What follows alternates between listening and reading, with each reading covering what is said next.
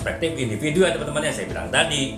Walaupun kalau kita bicara politik itu bisa terjadi pertarungan politik yang besar antara ideologi satu dengan ideologi yang lainnya. Contohnya adalah ideologi inilah ya teman-teman ya, ekonomi Pancasila dengan ekonomi kapitalis itu kan tanda petik ada pertarungan gitu kan. Nah itu ataupun juga mungkin yang lebih sedikit lebih kecil, bukan ideologi, bukan sesuatu yang benar-benar dipegang oleh satu masyarakat ataupun satu rakyat suatu negara, bisa itu adalah membahas mengenai ini ya sistem ya, jadi orang-orang yang terlibat dalam politik gitu. Jadi ya ibaratnya adalah kalau kita bicara dalam sebuah negara itu ada yang namanya elit politik, ada yang namanya rakyat. Nah itu ya kita bicara elit-elit politik tadi ya, jadi itu hal yang juga dibahas dalam sebuah novel yang bertemakan pertarungan politik. Nah, tapi bisa juga itu terkait dengan pertarungan antar individu ya teman-teman. Jadi pertarungan antar individu, yaitu tadi tokoh-tokoh politik ya, kalau kita lihat kan sekarang ada tokoh-tokoh politik yang saling bertarung untuk kekuasaan, itu kan berarti berbicara dari perspektif individu ya, antara orang per orang dari tokoh tersebut ya. Makanya ya aspek ketiga dari sebuah novel yang bertemakan pertarungan politik itu ya kita melihat sudut pandang individu ya, pertarungan perspektif individu masing-masing yang tentu masing-masing punya sudut pandang yang berbeda ya. Jadi kalau kita bicara tokoh politik ataupun tokoh utama dalam sebuah novel yang bertemakan pertarungan politik itu bisa ada beberapa hal ya teman-teman.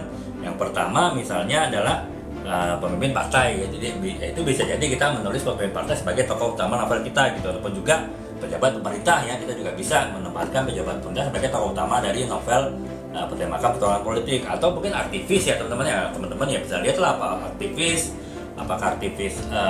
kemasyarakatan, aktivis mahasiswa ataupun aktivis lain. Intinya adalah mereka yang walaupun mereka tidak punya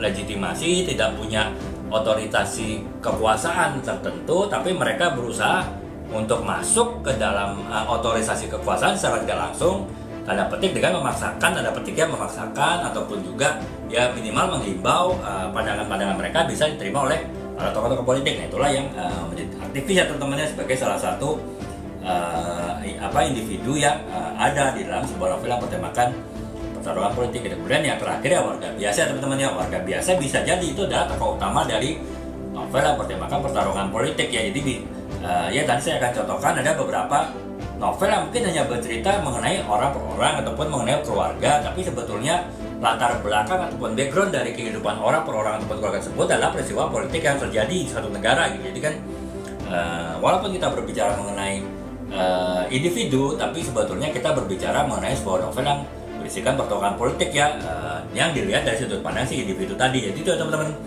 perspektif individu dari novel yang bertemakan pertarungan politik itu ya itu kompleks ya. Jadi artinya semua tanda petik bisa menjadi tokoh utama dari novel tersebut gitu. Jadi